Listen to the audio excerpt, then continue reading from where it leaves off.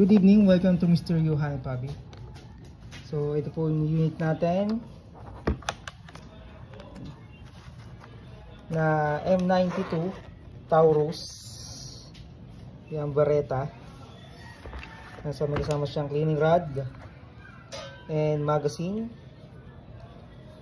24 rounds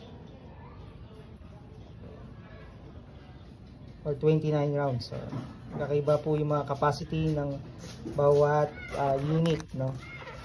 So may sticker yung kasama. So ito po ay Dibel Taurus M92 color black.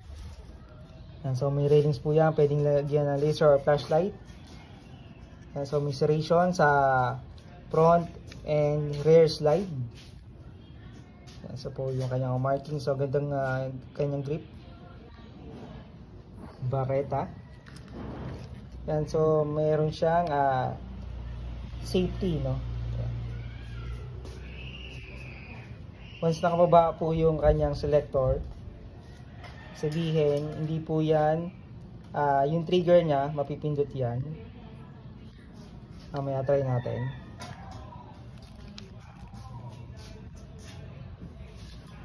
Yan, so with hard case po yan. So gandang unit, Dibel Taurus M92 with hard case. Thank you.